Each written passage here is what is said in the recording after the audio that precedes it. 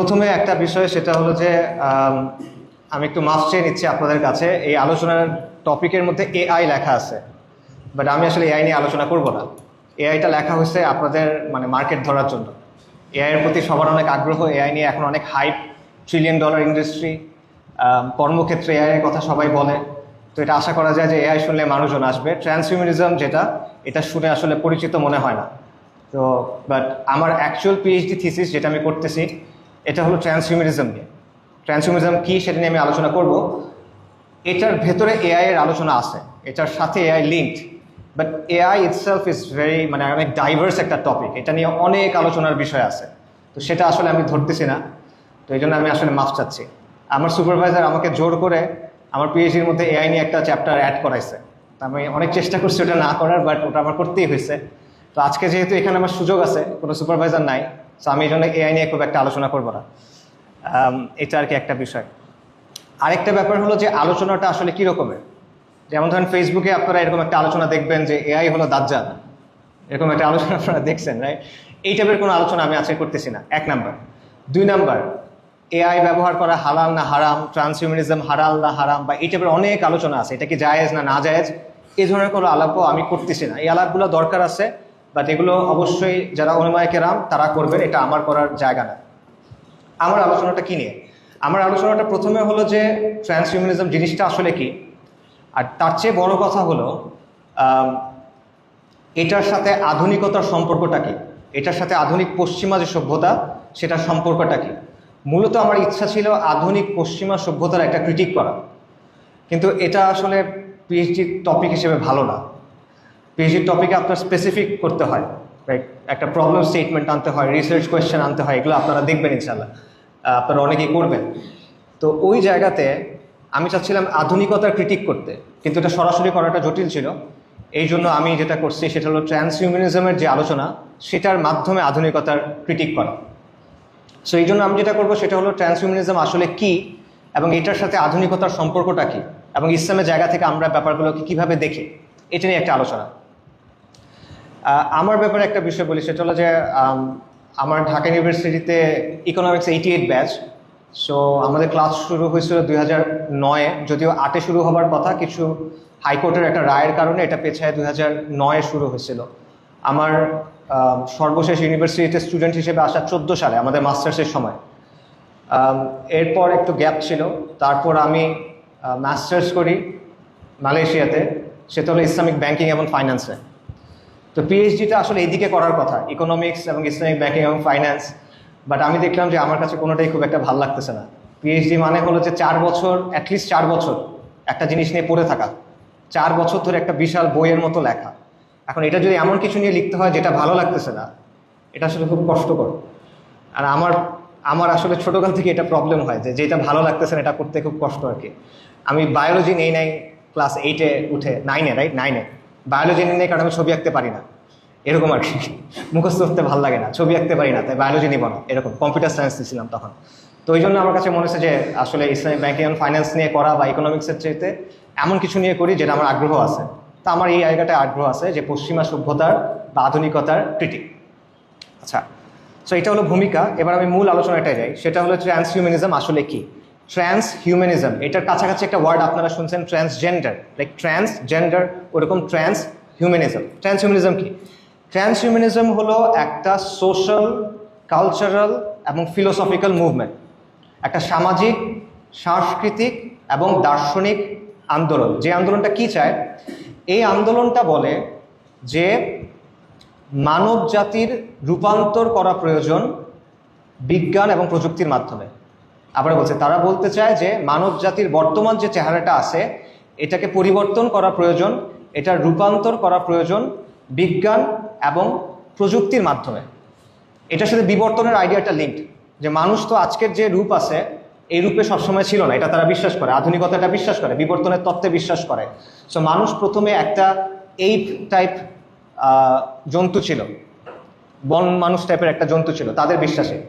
So সেই জায়গা থেকে ধাপে ধাপে রূপান্তরিত হয়ে মানুষ আজকের অবস্থায় এসে পৌঁছাইছে। কিন্তু এই প্রক্রিয়াটা অনেক স্লো, এবং এই প্রক্রিয়াটা প্রকৃতির খামখেয়ালিপনা অনুযায়ী চলছে।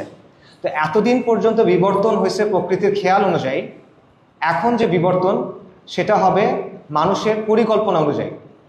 সো একটা ছিল ডারউইনিয়ান এভলিউশন, এখান থেকে আমরা এখন যাব ডিজাইনার এভলিউশন, মানুষের খেয়াল মতো এভলিউশন হবে। এটা হলো সংক্ষেপে ট্রান্সহিউম্যানিজমের মূল বক্তব্য।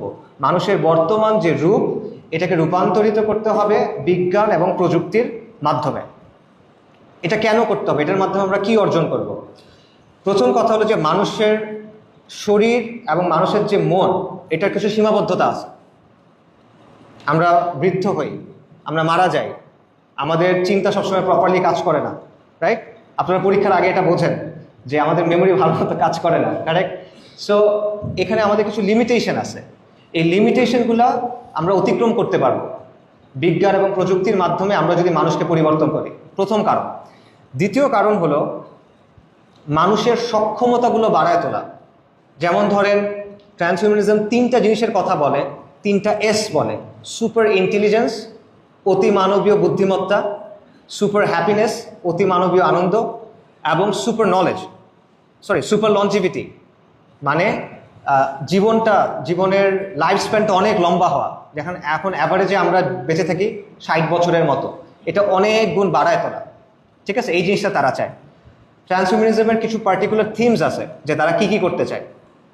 যেমন ধরেন একটা হলো ডিজাইনার বেবি। ডিজাইনার বেবি কি?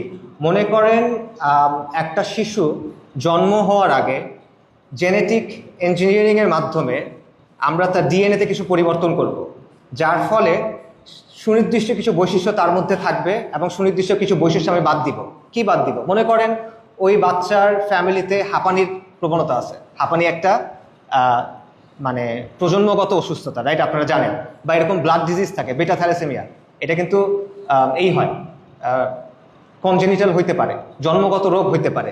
সো আমরা ডিএনএ থেকে এটা চেঞ্জ করে দিলাম। আর আমরা ভালো কি অ্যাড করতে পারি? ধরেন তার চোখের রং, তার হাইট, তার আইকিউ, রাইট? এই জিনিসপত্রগুলো আমরা এডিট করতে পারি। সো এটা হলো আইডিয়াটা, ডিজাইনার বেবিস। একটা বাচ্চা ভ্রূণ থাকা অবস্থাতেই, এমব্রায়োনিক অবস্থাতেই তাকে পরিবর্তন করা হবে। এটা 1 নাম্বার। 2 নাম্বার, সাইবর্গাইজেশন। আপনারা যারা ছোটকালে কার্টুন দেখছেন বা কমিক্স পড়ছেন বা সাইফাই বই পড়ছেন, সায়েন্স ফিকশন, তারা সাইবর্গ নামে একটা জিনিসের কথা পড়ছেন, যেটা হলো মানুষের ব্রেইনের সাথে কম্পিউটারের ইন্টারফেস করা, কম্পিউটার এবং ব্রেইনকে একসাথে যুক্ত করা। এটা করলে কি হবে? আমাদের ব্রেইনের যে লিমিটেশনগুলো আছে সেগুলোকে আমরা অতিক্রম করতে পারবো কম্পিউটারের ক্যাপাসিটি ইউজ করে। এটা হলো সাইবর্গাইজেশন। এগুলো নিয়ে বিস্তারিত পরে আলোচনা করতেছি। আরেকটা আইডিয়া আছে যেটা খুব র্যাডিক্যাল একটা আইডিয়া, এটা হলো মাইন্ড আপলোডিং। আইডিয়াটা হলো এটা যে মানুষের যে মন, ট্রান্সহিউম্যানিস্টরা বিশ্বাস করে, এটা আধুনিক বিশ্বে অনেকেই বিশ্বাস করে, এটা যে মানুষের সত্তাটা হলো আসলে তার মস্তিষ্কে। মানে মানুষ বলতে কি, আপনি জিনিসটা আসলে কি, আপনার সত্তাটা কি, এটা আসলে আপনার মাথায় আছে। আর আপনার মাথা হলো মূলত আপনার মেমোরিটা, মাথা হলো মূলত ডাটা, রাইট?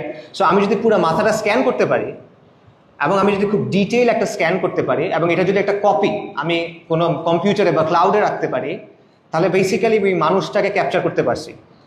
এবং পরবর্তীতে আপনার শরীর হয়তো বা নষ্ট হয়ে গেল, কিন্তু সেটা যদি আমরা সিনথেটিক কোনো বডি তৈরি করি, কৃত্রিম প্রোটিন কিন্তু এখন তৈরি করা হয়, আপনারা জানেন সিনথেটিক প্রোটিন এখন তৈরি করা হচ্ছে। মনে করেন কৃত্রিম কোনো বডি যদি তৈরি করা হয়, সেই বডিতে যদি ওই আপনার ব্রেইনের যে স্ক্যান করা হয়েছে সেটা যদি আমরা ওখানে নামাতে পারি, তাহলে বেসিক্যালি আপনি নতুন একটা বডি পাচ্ছেন এবং এইভাবে আপনি অনন্তকাল বেঁচে থাকতে পারবেন। এটা তারা বলে। 5 নম্বর একটা আইডিয়া আছে, এটা এআই এর সাথে যুক্ত। এটা হলো টেকনোলজিক্যাল সিঙ্গুলারিটি। সো আপনারা যারা ফিজিক্সের স্টুডেন্ট আছেন তারা সিঙ্গুলারিটির কথা জানেন। সিঙ্গুলারিটি হলো বেসিক্যালি ওই পয়েন্টটা যেখানে গিয়ে কোনো ম্যাথমেটিক্যাল মডেল আর কাজ করে না। সো মনে করেন একটা ব্ল্যাক হোলের যে সেন্টার, রাইট, এটা সিঙ্গুলারিটি, এরপরে আর হিসাব করার কোনো সুযোগ নাই। অথবা বিগ ব্যাং এর সময় যে মুহূর্তটা থিওরিটিক্যালি বলা হয় যে এই মুহূর্তটাতে গিয়ে আমাদের সব ম্যাথমেটিক্যাল যে মডেল আছে, আমাদের যে তত্ত্ব আছে, এটা ব্রেকডাউন করে। এটা ফিজিক্সের আইডিয়া। টেকনোলজিক্যাল সিঙ্গুলারিটির আইডিয়াটা হলো যে আর্টিফিশিয়াল ইন্টেলিজেন্সের বিকাশের মাধ্যমে বা অগ্রগতির কারণে আমরা এমন একটা পর্যায়ে গিয়ে পৌঁছাবো যখন বিজ্ঞানের এবং প্রযুক্তির বিকাশটা এত দ্রুত গতিতে হবে এবং এত ব্যাপকভাবে হবে যে এই পর্যায়ে গিয়ে আমরা কোনো পূর্বাভাস দিতে পারবো না। আমাদের পক্ষে হিসাব রাখা পসিবল হবে না যে আসলে কি হচ্ছে। এটা একটু আমি ব্যাখ্যা করি। আমরা বর্তমানে যে এআইগুলো ইউজ করি, ফর এক্সাম্পল আপনারা যেগুলো ইউজ করতেছেন, Gemini, chat GPT, Claude, right, এরকম যা কিছু ইউজ করতেছেন এগুলো আসলে ন্যারো এআই, মানে এগুলোকে তৈরি করা হয়েছে স্পেসিফিক ধরনের কিছু কাজ করার জন্য। তো এটা যথেষ্ট না। আর্টিফিশিয়াল ইন্টেলিজেন্সের শুরু থেকে চিন্তাটা আসলে যেটা তৈরি করার, সেটাকে বলা হয় এজিআই, আর্টিফিশিয়াল জেনারেল ইন্টেলিজেন্স। এটার মানে হলো এমন কোনো মেশিন যেটা অনেকগুলো কগনিটিভ ডোমেইনের মধ্যে কাজ করতে পারবে এবং প্রত্যেকটাতে মানুষের মতো করে চিন্তা করতে পারবে, সে মানুষের সমপর্যায়ে চিন্তা করতে পারবে, শুধুমাত্র একটা ডোমেইনে না, সে অ্যাক্রস ডিফারেন্ট কগনিটিভ ডোমেইনসে শিখতে পারবে, জানতে পারবে এবং ওই জানাটাকে অ্যাপ্লাই করতে পারবে। এটা হলো আর্টিফিশিয়াল জেনারেল ইন্টেলিজেন্স। এবং এই যে আপনারা এআই রেইসের কথা জানেন, আপনারা যারা খোঁজ খবর রাখেন জানবেন যে ডিপ মাইন্ড, গুগলের ডিপ মাইন্ড, ওপেন এআই, তারপরে ক্লড, অ্যানথ্রোপিক, এরা সবাই কিন্তু রেইস করতেছে, এবং চাইনিজ বিভিন্ন কোম্পানি, যে কারা আগে তৈরি করতে পারে, কি তৈরি করতে পারে, এজিআই তৈরি করতে পারে। কেন? কারণ এজিআই যদি তৈরি করা যায় তাহলে তত্ত্বটা হলো যে আইফোনের যেমন, আইফোন এখন মনে হয় আইফোন 17 সবচেয়ে লেটেস্ট মডেল, রাইট? আইফোন 17-এর পরে আছে আইফোন 17 প্রো, প্রো ম্যাক্স, তারপর আইফোন 18, রাইট? আপগ্রেড হয়। আইডিয়াটা হলো একবার যদি এজিআই তৈরি করা যায়, এজিআই তখন নিজেই নিজেকে আপগ্রেড করতে পারবে। কথা বুঝছেন? মানুষেরা আপগ্রেড করতে হবে না, সে নিজে নিজেকে আপগ্রেড করতে পারবে। সে খুব দ্রুত সময়ের মধ্যে এজিআই 1 থেকে এজিআই 2 হবে এবং এজিআই 2 থেকে এজিআই 3 হবে, খুব দ্রুত সময়ের মধ্যে। এটাকে বলা হয় রিকার্সিভ সেলফ ইমপ্রুভমেন্ট। এটা বেসিক্যালি একটা লুপ, এবং এটার ফলে অতি দ্রুত এমন একটা বিকাশ ঘটবে যেটা মানুষের পক্ষে আর মানে হিসাব করাই আর পসিবল হবে না।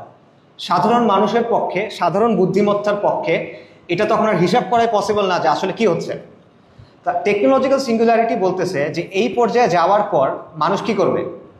সে বলছে মানুষকে যদি এই সময় টিকে থাকতে হয়, মানুষকে যদি এই সময় খেয়াল রাখতে হয় যে আসলে কি হচ্ছে, তখন মানুষের সাথে আর্টিফিশিয়াল যে ইন্টেলিজেন্স, এটাকে মার্জ করতে হবে। আদারওয়াইজ মানুষ অবসলিট হয়ে যাবে, তামাদি হয়ে যাবে, সে এটার খোঁজখবর রাখতে পারবে না, রাইট? সো এটা হলো টেকনোলজিক্যাল সিঙ্গুলারিটি। সো এগুলো হলো কিছু আইডিয়া ট্রান্সহিউম্যানিজমের। আলটিমেটলি ট্রান্সহিউম্যানিজমের আইডিয়াটা কি? এত কিছু আমরা কেন করতেছি, করে কি লাভটা? লাভটা হলো সে বলতেছে আজকে যে মানুষ আছে সেই মানুষ আগামীতে আর থাকবে না, মানুষের জায়গায় নতুন একটা প্রজাতি আসবে, সেটার নাম হলো পোস্ট হিউম্যান, উত্তর মানুষ। সো আজকে মানুষ আছে, post human, man post human বা human post human.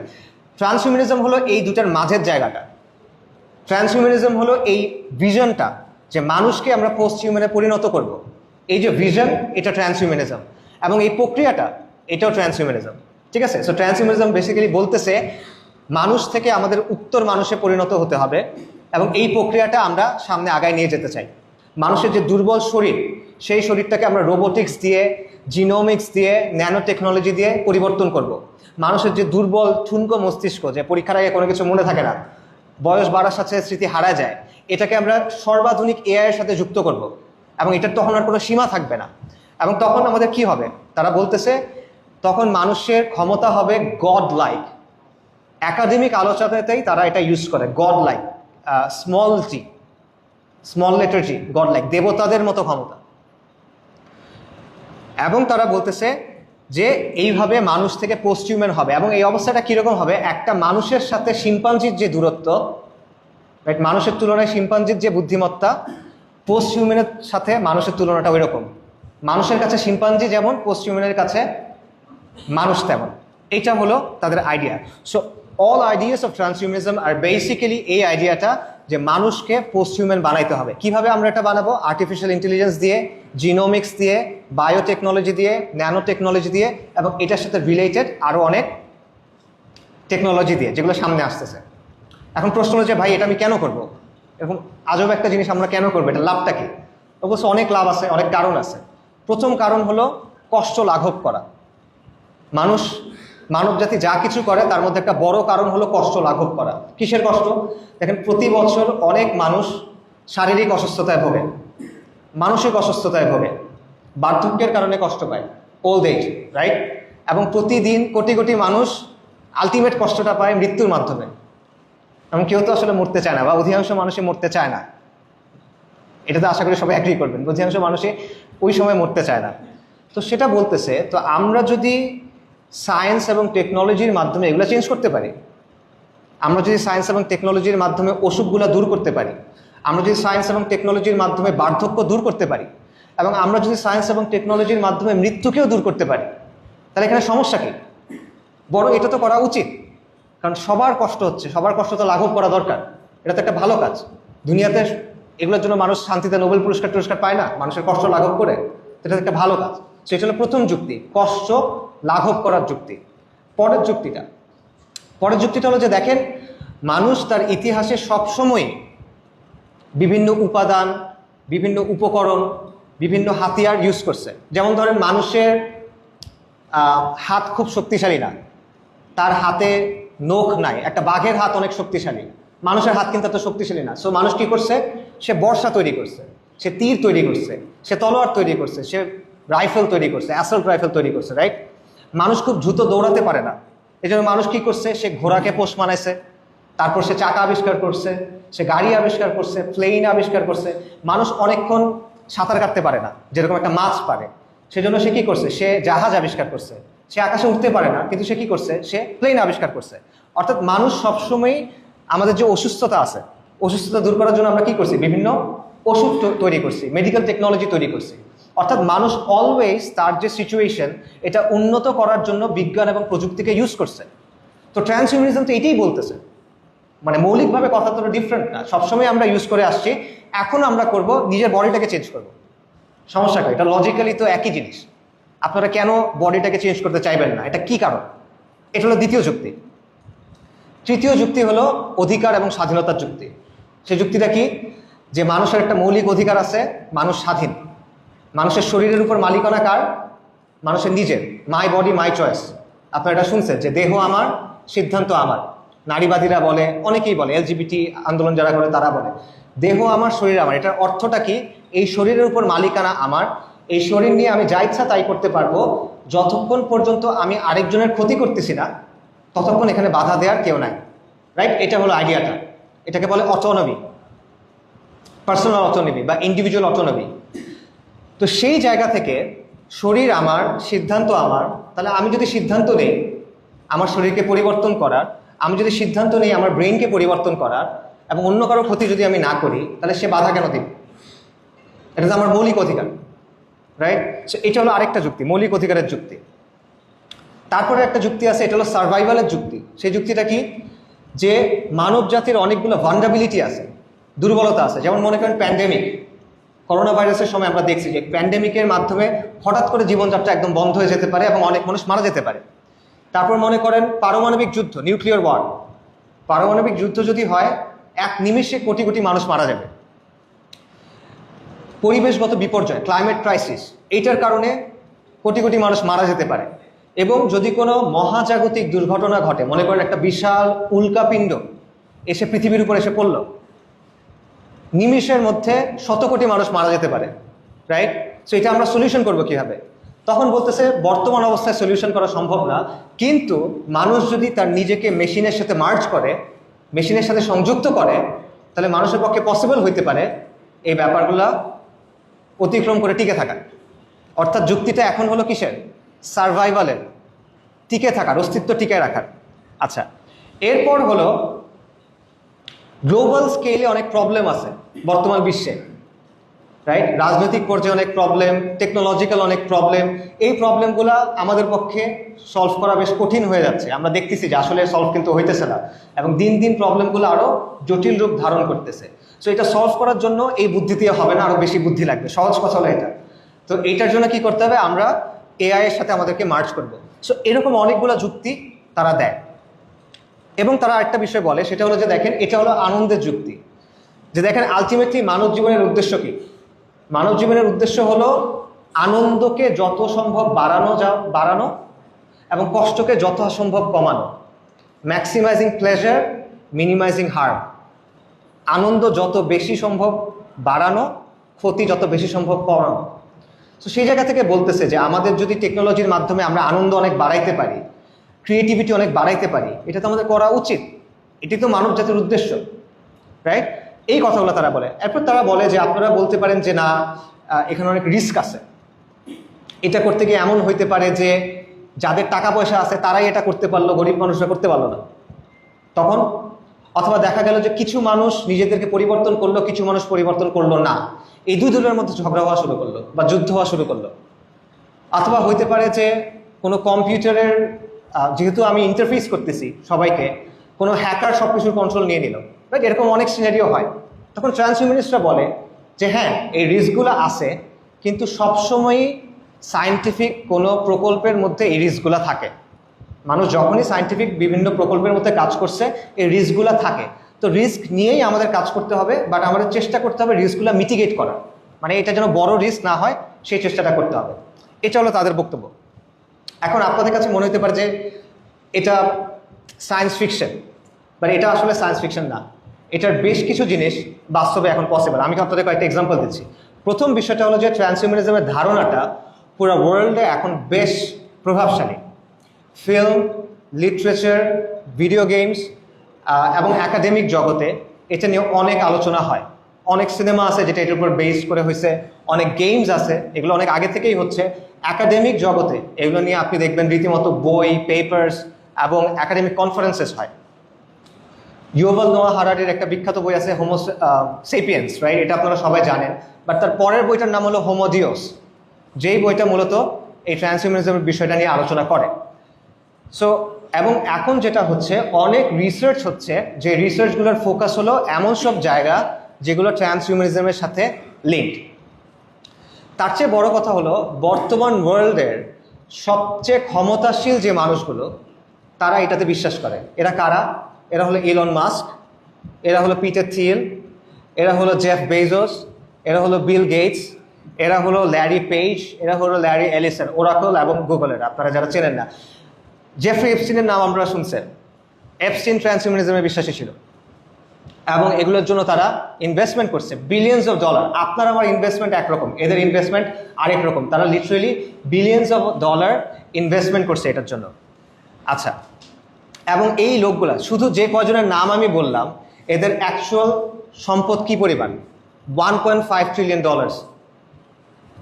$1.5 trillion, just এই কয়জন মানুষের কথা আমি বললাম। সো এরা ইনভেস্ট করতেছে ট্রান্সহিউম্যানিজম রিলেটেড জায়গাগুলোতে। এদের ক্যাপিটাল আছে এবং এদের ওই পাওয়ারটা আছে, এরা গভর্নমেন্টের সিদ্ধান্তগুলোকেও কিন্তু প্রভাবিত করতে পারে। অ্যাকচুয়াল টেকনোলজি দেখেন, আপনারা যারা বায়োলজি রিলেটেড সাবজেক্টে পড়েন, ইভেন এগ্রিকালচারেও পড়েন, তারা একটা টেকনোলজির নাম জানবেন। এটার নাম হলো CRISPR Cas, CRISPR-CAS, CRISPR Cas.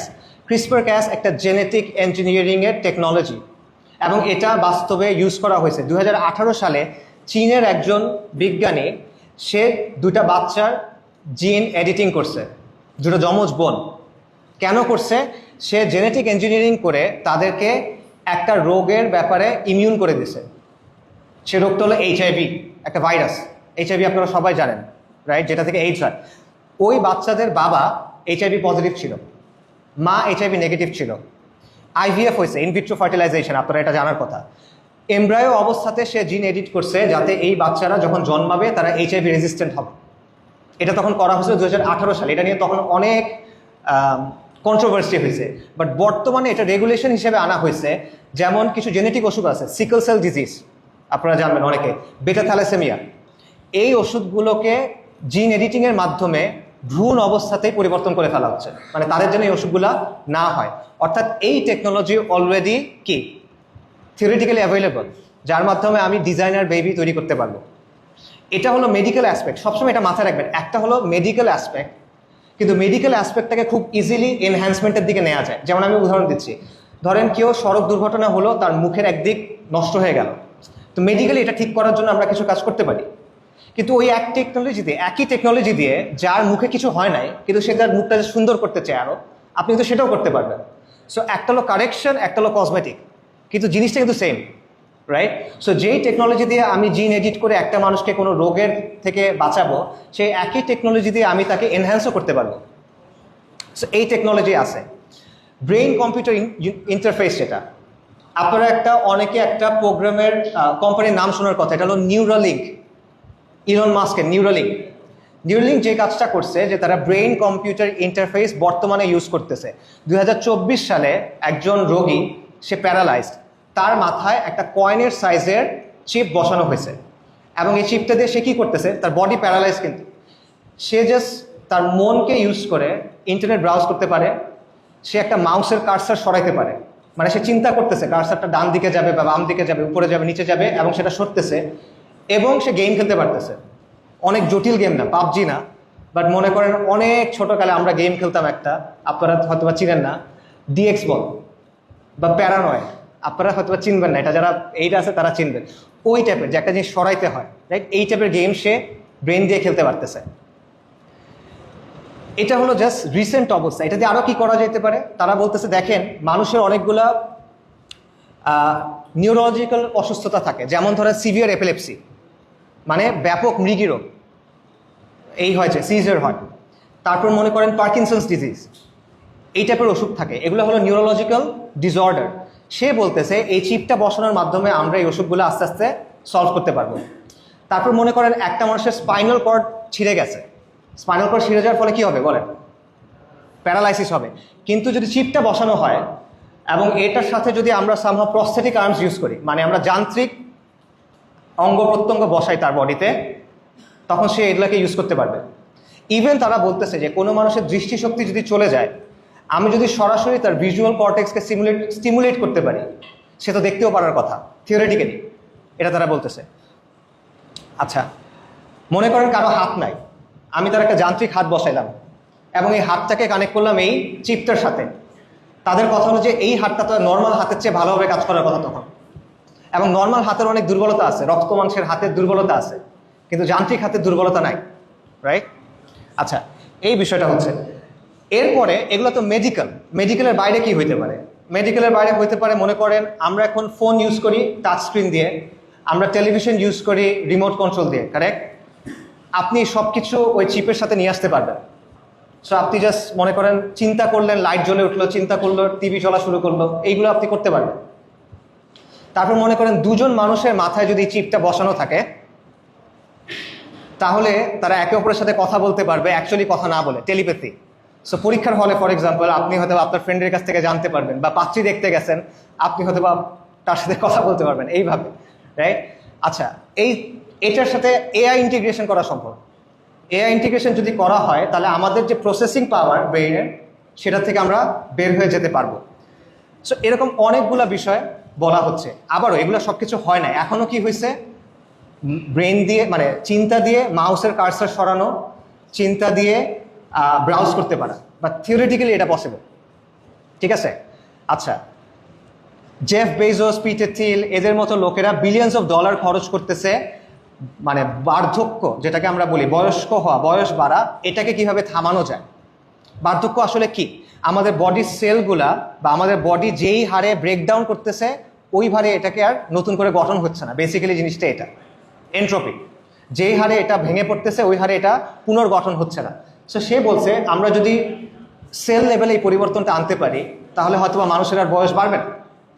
এবং এটা নিয়ে একটা বিখ্যাত প্রতিষ্ঠান আছে আলতোস ল্যাব, তারা বিলিয়নস অফ ডলার্স টাকা নিয়ে এটা গবেষণা করতেছে, এবং তারা বলতেছে যে অ্যাটলিস্ট এর ক্ষেত্রে, ইঁদুরের ক্ষেত্রে বয়স্ক হওয়ার কারণে ইঁদুরের একটা জিনিস হয় যে সে তার চোখে দেখে না, এটা তারা রিভার্স করতে পারছে, এটা তারা ফিরায় আনতে পারছে।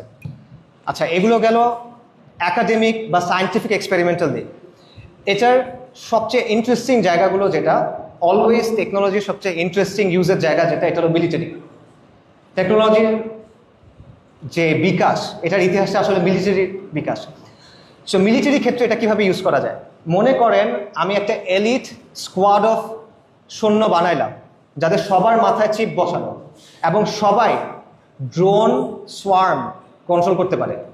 ড্রোন সোয়ার্ম বুঝছেন? একটা ড্রোন না, লাইক অনেকগুলো ড্রোন যেগুলো সব একসাথে মুভ করে। আপনারা এটা ইউটিউবে গিয়ে খুঁজতে পারবেন, চাইনিজরা এটা খুব ভালো মতো ডেভেলপ করছে।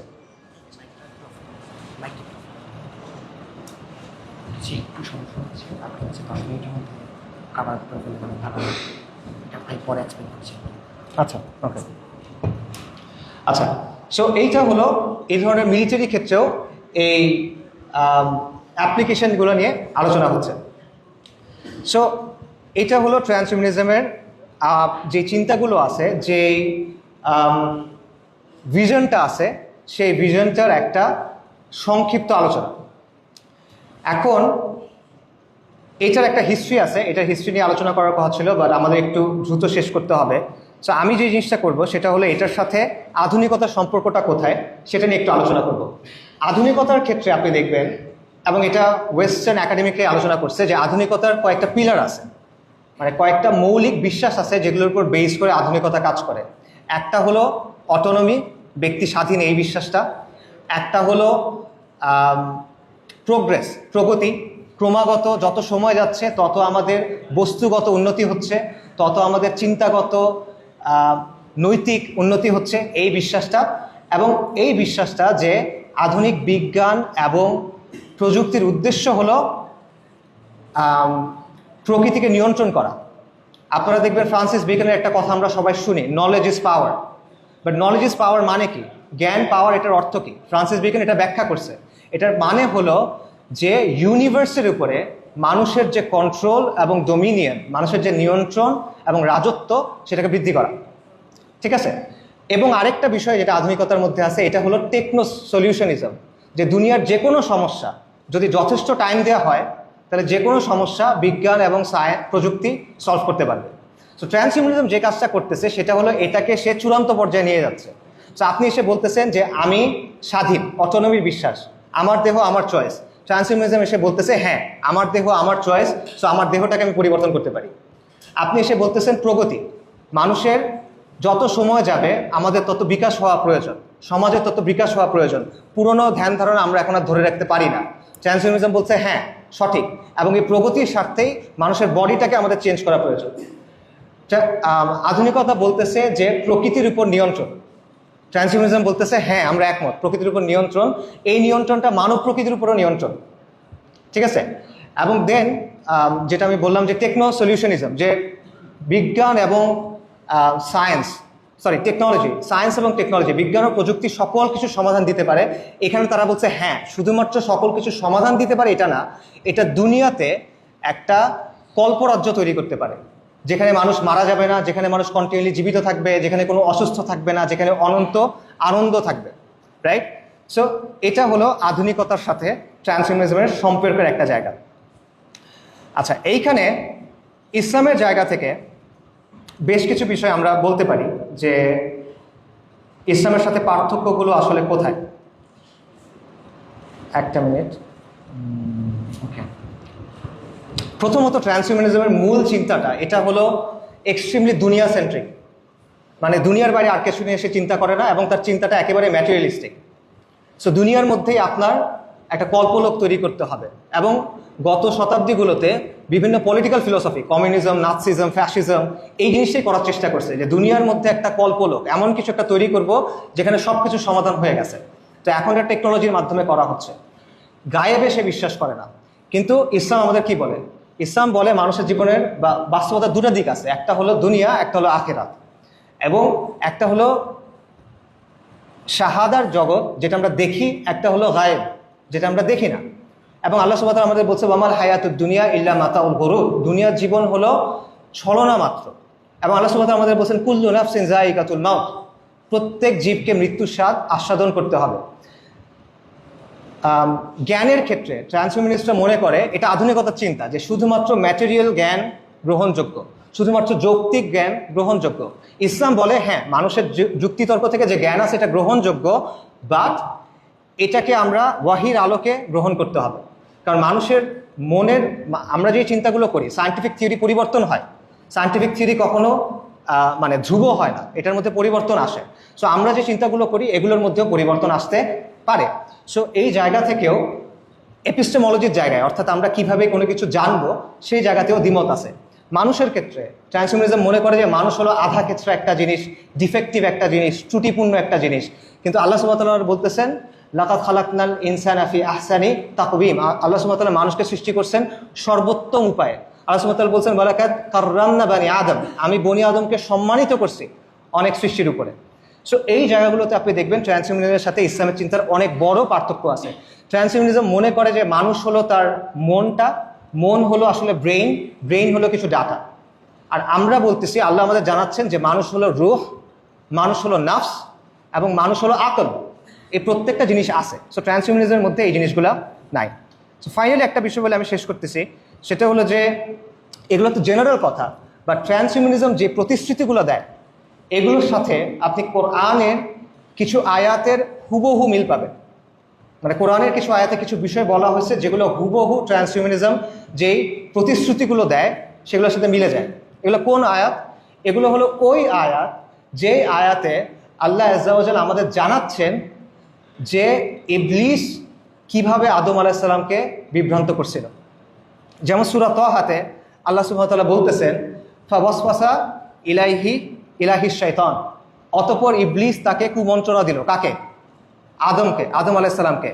ক্বালা ইয়া আদামু হাল আদুল্লাকা আলা শাজারাতিল খুলদ, হে আদম আমি কি তোমাকে শাজারাতুল খুলদের কথা বলবো, ওই বৃক্ষের কথা বলবো যেটা অনন্ত জীবনদায়ী, ওয়া মুলকিন লা ইয়াবলা, এবং এমন একটা রাজত্ব যেটা অক্ষয়। সে আদম আলাইহিস সালাম কি বলতেছে যে আল্লাহ তোমাকে এই গাছের কাছে যেতে মানা করছে, বাট এটা হলো অনন্ত জীবনদায়ী বৃক্ষ এবং এটা তোমাকে এমন এক রাজত্ব দিবে যেটার কোনো শেষ নাই। এবং সূরা আরাফে আল্লাহ সুবহানাহু ওয়া তাআলা বলতেছেন ইবলিস অ্যাকচুয়ালি কি বলতেছিল। ইবলিস বলতেছে, ওয়াকালা মা নাহাকুমা রব্বুকুমা আন হাযিহি শাজারা, তোমার রব তোমাদেরকে এই বৃক্ষের কাছে যেতে কেন মানা করছে জানো? কারণ তোমরা যদি এখানে যাও ইল্লা আন তাকুনা মালাকাইন, তাহলে তোমরা ফেরেশতাদের মতো হয়ে যাবা, আও তাকুনা মিনাল খালিদিন, অথবা তোমরা তাদের মতো হয়ে যাবা যারা চিরস্থায়ীভাবে জান্নাতে বসবাস করে। অর্থাৎ ইবলিসের যে মিথ্যা প্রতিশ্রুতি সেটা কি? এমন একটা বিশেষ জ্ঞান আছে যে জ্ঞানের কাছে যদি আপনি যান তাহলে আপনি অক্ষয় রাজত্ব পাবেন, এবং এই জ্ঞান আল্লাহ মানুষের কাছ থেকে গোপন করছেন, নাউজুবিল্লাহ। আপনি ফেরেশতাদের মতো হতে পারবেন, আপনি অমরত্ব পাবেন, এবং আপনি দুনিয়াতে চিরস্থায়ী হবেন। রাইট? এই হলো প্রতিশ্রুতি। এবং সূরাতুন নিসাতে আপনারা জানেন যে ইবলিস আল্লাহ সুবহানাহু ওয়া তাআলাকে বলতেছে, আল্লাহ সুবহানাহু ওয়া তাআলাকে সে প্রতিশ্রুতি দিচ্ছে, প্রমিস করতেছে। সে বলছে, ওয়া ক্বালা লা আত্তাখিযান্না মিন ইবাদিকা নাসিবাম মাফরুদা, আমি অবশ্যই তোমার বান্দাদের মধ্য থেকে একটা অংশকে কি করব? পথভ্রষ্ট করব। এবং পথভ্রষ্ট করে আমি কি করব? সে বলতেছে, ওয়ালা আমুরান্নাহুম ফালা ইউগাইয়িরুন্না খালাকাল্লাহ, আমি তাদেরকে আদেশ করব এবং তারা আল্লাহর সৃষ্টিকে কি করবে? পরিবর্তন করবে। সো আপনি যদি চিন্তা করে দেখেন তাহলে ট্রান্সহিউম্যানিজমের যেই প্রতিশ্রুতিগুলা, ইমর্টালিটি, অমরত্ব, অতিমানবীয় জ্ঞান, অতিমানবীয় শক্তি, অতিমানবীয় রাজত্ব, রাইট, এই প্রত্যেকটা জিনিস আসলে ওই প্রতিশ্রুতি যেটা ইবলিস আদম আলাইহিস সালামকে দিছিল কোথায়? জান্নাতে। এবং যুগে যুগে আপনি যদি দেখেন, এখানে আমি শেষ করছি, যুগে যুগে আপনি যদি দেখেন যে যুগে যুগে যত সিক্রেট সোসাইটিস আছে বা Rosicrucians, Illuminati, Freemason, mystery religions of Babylon, এই সব কিছু যদি আপনি দেখেন এগুলোর সব কিছুর মূলে এই একটা কথা, সেটা হলো যে ইবলিস আসলে মানুষের ভালো চাইছিল, আল্লাহ একটা জিনিস মানুষের কাছে গোপন করছিল, সেই জিনিসটা নাউজুবিল্লাহ সেটা সে আদম আলাইহিস সালামকে জানায় দিছে, এবং এটার মাধ্যমে মানুষ অক্ষয় জীবন পাবে, এটার মাধ্যমে মানুষ ফেরেশতাদের মতো হয়ে যাবে, এবং এটার মাধ্যমে মানুষ অক্ষয় একটা রাজত্ব পাবে। তো সেই জায়গা থেকে ট্রান্সহিউম্যানিজম হলো ওই আইডিওলজিটা যেটা আধুনিক টেকনো সায়েন্টিফিক ভাবে এই একই স্বপ্নগুলো নিয়ে আসছে। আমি বলতেছি না যে ট্রান্সহিউম্যানিজম শয়তান চালাচ্ছে, এটা আমার কথা না। এটা বললেন না যে আসিফ আদনান বলছে যে এআই শয়তান চালায়, এটা আমি বলতেছি না। আমি বলতেছি এই স্বপ্নটা সেম। মধ্যযুগে মানুষ মনে করতো আলকেমি, আপনারা আলকেমির কথা শুনছেন, যে পরশ পাথর নামে একটা জিনিস আছে, যে কোনো মেটালের সাথে যদি লাগানো হয় সেটা স্বর্ণ হয়ে যাবে। এবং এলিক্সির অফ লাইফ নামে একটা জিনিস আছে যেটা পরশ পাথর থেকে তৈরি করা যায়, এটা যদি কেউ খায় সে অমরত্ব পাবে। সো মধ্যযুগে এই চিন্তাটা ছিল আমি অমরত্ব পাবো, আমি অনেক সম্পদশালী হব, আমি অনেক শক্তিশালী হব। কিভাবে? আলকেমির মাধ্যমে, জাদুর মাধ্যমে। আর এখন চিন্তাটা হলো আমি অমরত্ব পাবো, আমি অনেক শক্তিশালী হব, আমার অনেক জ্ঞান হবে। কিভাবে? বিজ্ঞান এবং প্রযুক্তির মাধ্যমে। ইম্পালসটা সেম, বাট এর প্রেজেন্টেশনটা ডিফারেন্ট। যাই হোক, আমার আরও অনেক কিছু বলা ছিল, বাট আমাকে বলা হয়েছে যে আলোচনাটা এখন শেষ করতে হবে। সো আমি এখানে আলোচনা শেষ করতেছি। সুবহানাকা আল্লাহুম্মা ওয়া বিহামদিকা আশহাদু আল্লা ইলাহা ইল্লা আনতা আস্তাগফিরুকা ওয়া আতুবু ইলাইক। আসসালামু আলাইকুম ওয়া রাহমাতুল্লাহ।